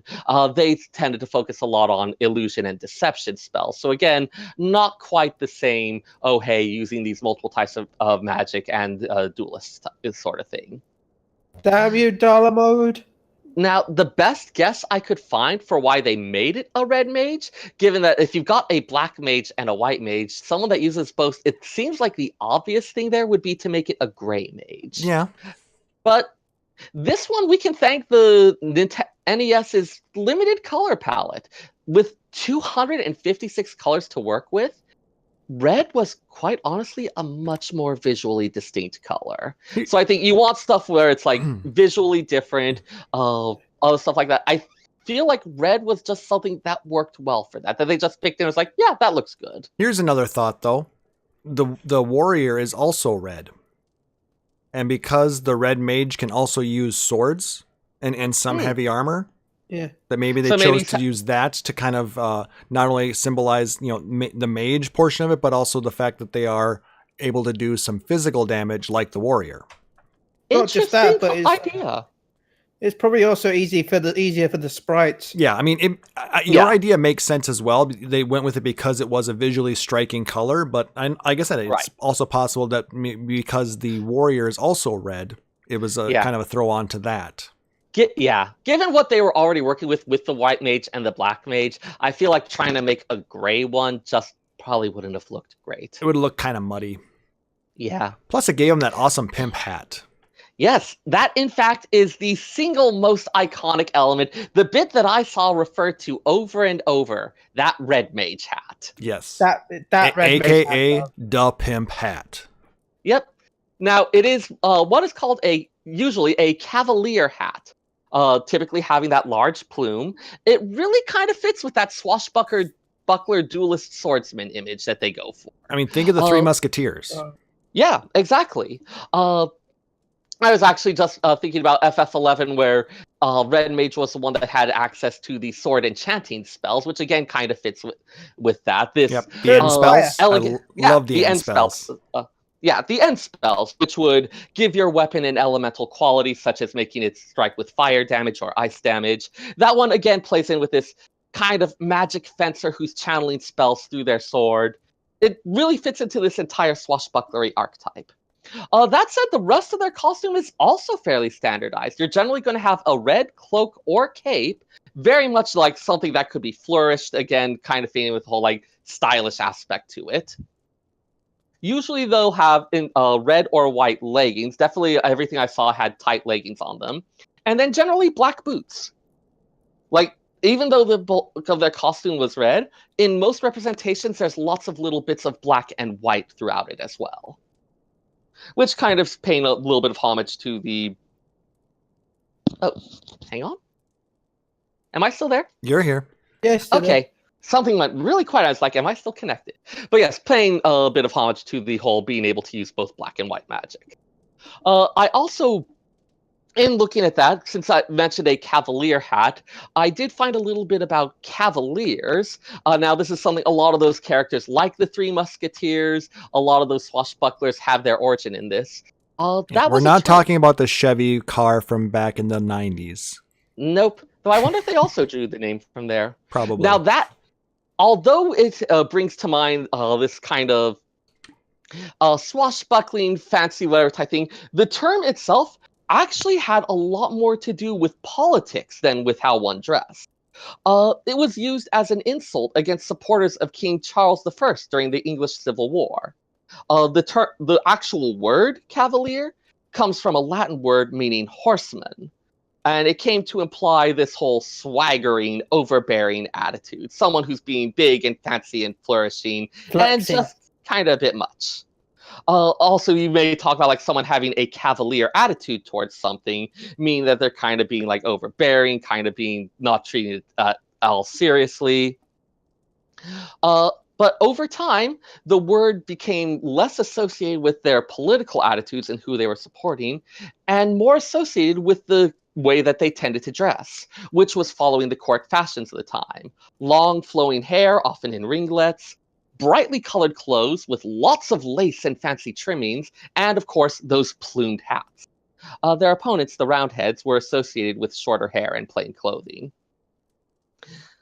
But yeah, while it was a lot of the style aspects were drawn from this classic image of the swashbuckling duelist, of the cavalier, the actual Red Mage itself seems to be pretty much entirely a Final Fantasy original. And I think that's one of the reasons that a lot of people feel like it's such an iconic thing for, like I know, Klauss, you have that tattoo of a Red Mage. Oh, yeah. I'm pretty sure you're nowhere near the only person. Oh, no, I'm sure I'm not.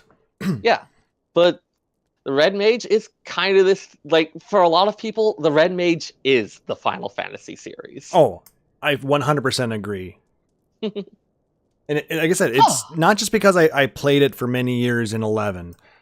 I think I was drawn to it a lot more in 1, and if you look back at some of the more iconic playthroughs of 1, with people playing the different taking advantage of the different ways to play that game, the 4 Red Mage party was always an interesting one to me, where people would actually finish the entire game with nothing but Red Mages. Yeah, I remember someone commenting on his attempts to do all of that, where the 4 Black Mage run was fire, fire, fire, fire. Oh crap, we're out of spells. Run! But Red Mage was one of the was like, okay, you'll be the White Mage, you'll be the Black Mage, you'll be the Warrior. Like, the versatility definitely allowed for a lot of flexibility for different types of strategies, even if it meant it was hard to focus on any one thing. Yeah. I mean, you couldn't just give everybody every spell because you were limited to having just a number of spells per level. You couldn't learn everything like you can in games now. You could only get, I think, a maximum of 3 spells per level.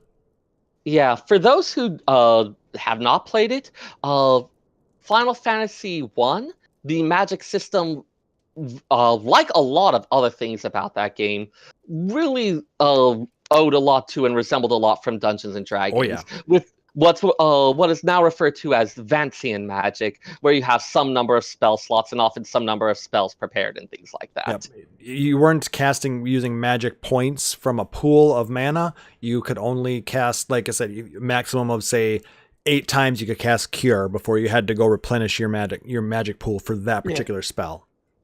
Right. I remember the remakes do get rid of some of that. Yeah. Right, because quite frankly, it was a pain in the rear. There's a reason that once they made the MP system, they kept it. Yeah, because it works well. Yeah. And it allowed you to be a lot more flexible with your casts. Yeah, I mean, like, it's always one of those things where it's like, why does this system exist? Is it actually adding fun and interesting stuff to the game, or is it just being a pain in the rear? I mean, like I said, it was based off of what they knew at the time, so yeah, it was still that's good. Red Mage. So thank you for going through that, Seyrr. I really do appreciate that one. I think that was my request, but That was really good. Thank you, sir. it was. You're welcome. And I guess that, learning a little bit about some of the style designs that came from it. Like I said, a lot of it probably had to do with the limited palette that they had available. So they chose to draw off of the Cavaliers, the Musketeers, that style. And it was a lot of fun. It's definitely one thing that you see in a lot of different works where having some limitation imposed from outside often results in heightened creativity. Like having something that you have to work around makes you think a bit more about what you want to do with it. Definitely. So, Sir, for next week, are we going to learn about Brown Mage? Oh, God. For those who think he's joking, that was very technically a thing in Final Fantasy XI. You could not become one, but you... Sorry, you cut out there, Seyrr. No, you could not actually be a Brown Mage in FF11, but you could get the title Brown Mage byproduct. Oh my. Yeah, because you could talk to the NPC that would make you... Yeah. To Who get was rid of your food experimenting buffs. with Brown Mage on you. Yeah.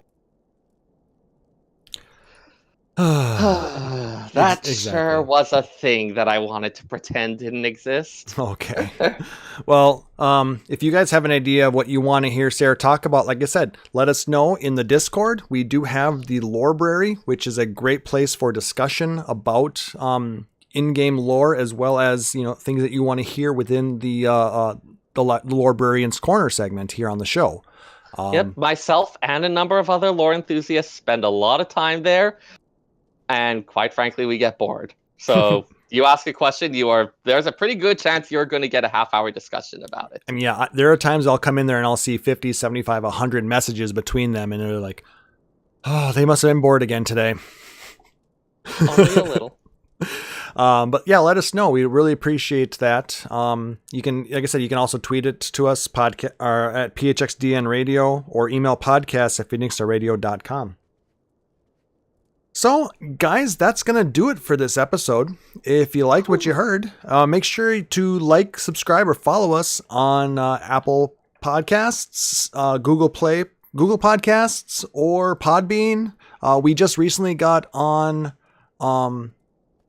Spotify, actually. So if you have Spotify, you can find Phoenix on Radio there as well.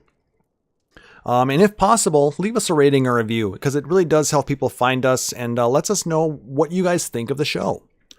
If you really dig the show, please consider subscribing here at Twitch. If you've got Amazon Prime, you get a free Twitch Prime subscription every month. Make sure that doesn't go to waste. Support one of your favorite streamers, whether it's us or any of a number of Twitch streamers out there, because it'll definitely make their day.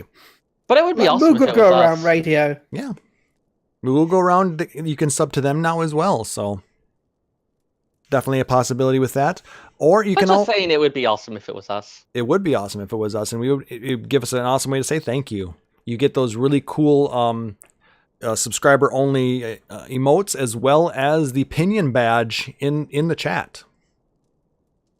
You can also consider supporting us out on Patreon at patreon.com/PhoenixDownRadio, like our amazing friend Rory Fenrir. The proceeds for these go to help expand the show, covers some of the behind the scenes cost and all of that. We're still going to provide the show for free. But we just want to make sure that, we want to say thank you to everybody who supports us through Twitch or through Patreon. So really, it is something that really means a lot to us that you are willing to support us in that way. So thank you very much, guys. But whether it's monetary or just liking, sharing, getting our content out there to your friends. I mean, any type of support is really appreciated because we love the interaction with all of you guys. Oh my gosh, getting to shoot the shirt with you guys makes it so much better. Shooting shirts? What?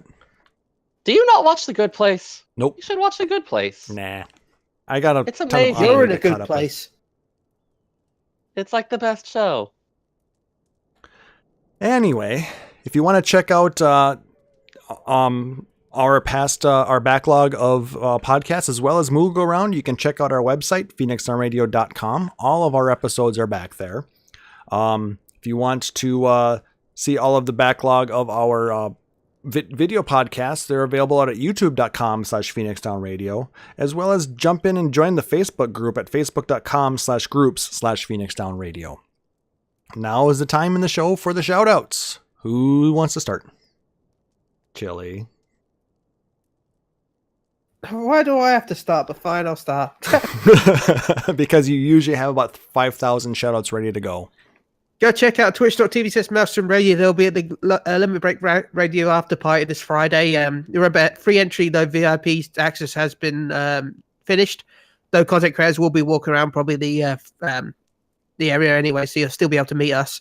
Go check out twitch.tv/SheHillsITank, which they now have merch. So you can now get a She Hills iTank pillow and lay in bed and listen to them like I do. Yeah. You lay in bed with a She Heals I Tank pillow? Yeah, well, once I've ordered one, I sure will now. And also go check out twitch.tv/PhoenixDownRadio, which you listen to right now. Or go check out PhoenixDownRadio.com or twitch.tv/Moogle Go Around Radio, where as we said earlier, we've now got a sub button. Our first email is being designed. It's spoilers, it's going to be cool. Also remember... I thought it was going to be terrible. That's awesome to know. Well, you want to spoil this? It's going to be a chicken. A fried chicken. Yeah. I think you should at least make it just like a chicken drumstick. Yeah, that's what we aim to do. Anyway, also go check out #Scarbados, because if you enter that competition, you'll have a chance to win a whale mount. #Scarbados. That was a good reminder, though, because it's something I don't really push out there much. We also do have a Redbubble shop as well, where you can get our logo, the logo Luna drew. You can get that on T-shirts, pillows, wall hangings, clocks, whatever as well. I mean, I don't know if they have a wife. Says, I lay in bed and hug a chili dacky as soon as I can afford a soundbox for it. Oh, boy. I don't know if I feel happy or sad about this, so I'm going to go with okay. I don't know if Redbubble has the waifu-sized body pillows yet, but we can always get like a picture of Chille or something like that, and we can maybe put that up on a regular size pillowcase, and you can have that. I mean, Klauss, that's our almost the same listeners size. are worrisome. I love our listeners. That's why we love them. I mean, They're to be fair though, very I am pretty small, so a normal pillow would probably be about the same size compared to like Klauss. Yeah, I would need like a triple long sized pillow, because I'm not entertaining this discussion any further. What is wrong with everything? I just don't This need. is still not as bad as the 10-3 stuff, but I just need a normal sized one. Anything else, Chille? Kane wants a Seyrr waifu pillar and a Klauss waifu pillar. What about Chille waifu pillar? Or remind a Hasbando pillow. Anyway, this is a terrible idea. We're gonna totally do it. Do this. We're gonna totally do it. Seyrr? All the thoughts went out of my head again. We broke him again. Way to go, guys. Why do you do this to me? Shout outs to all of our wonderful listeners here right now and on this podcast, to all the people who pop into our Discord server to ask their question of the moment, to make a comment. Like, I really love getting to chat with you people, so I'm always happy to see when someone's coming in. Like, no question is too stupid. People always are like, oh, this is a dumb question. It's like, no, it's fine. Sometimes you're going to get really interesting discussion out of what sounds like a dumb question. So ask it. Ask your idle fantasy. Ask us to explain why it's not a thing that Heidelin is eating worlds. Why does anyone... I blame Ethis for that. Great guy, but he needs to stop talking about that because people think it's an actual confirmed thing and it's not. It's just his headcanon, but he really has thought it out. Yeah. Is Heidelin Galactus now? Because I would take that as my canon. Heidelin is boring. I mean, It's a theory that, at the very least, would not be inconsistent with what we know. And it is something that he certainly takes as, hey, this is the one I'm going with. But that is far from being any kind of proof. Until you hear it out of Koji's mouth. Pretty much. No, Or I can. Oda-san's good too. Yep. Well, Oda is the main lore writer. Yeah. Koji is the person that Koji localization. answers to. Yeah, exactly. Double-barreled headcanon cane. Oh my gosh, I'm stealing that line. That's a good line. Yeah. Any other shout-outs? I don't know right now. That's about it for the moment, I think. Gah! Well, and I want to Dang shout it, out you people! Well, I want to shout out you two for being amazing co-hosts. Thank you so much for joining me week in and week out. Shout out to everybody checking us out live at twitch.tv/PhoenixDownRadio, as well as everybody listening out on the podcast, whatever your favorite podcatcher is. We really appreciate you listening to us ramble on about random shit every other week, I suppose it would be. It's good stuff. Shout out to everybody who checks us out on the live streams and who's been watching me battle through Pagos and try and get that, in the rearview mirror so I can move forward finally. Because I've heard good things about Pyros, but like I said, I need to get Pagos done first before I can really start focusing on it.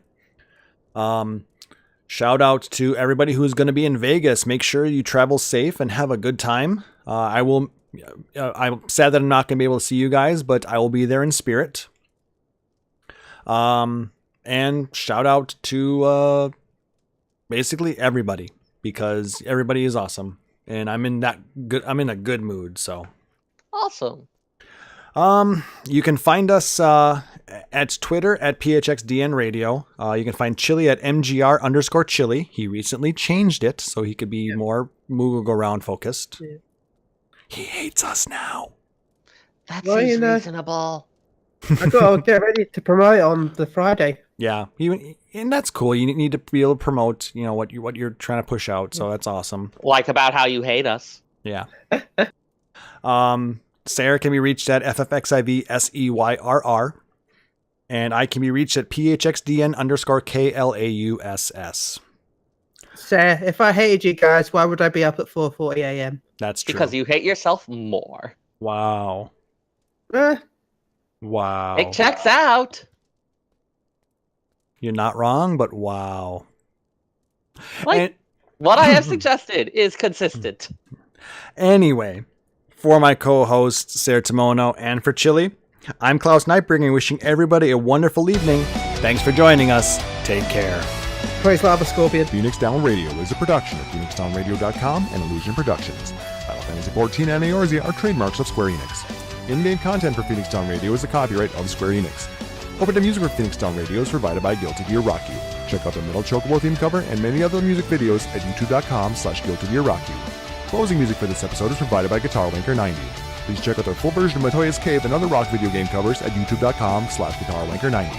The views and opinions expressed in this episode are those of Phoenix Down Radio and its hosts and do not reflect the views of Square Enix.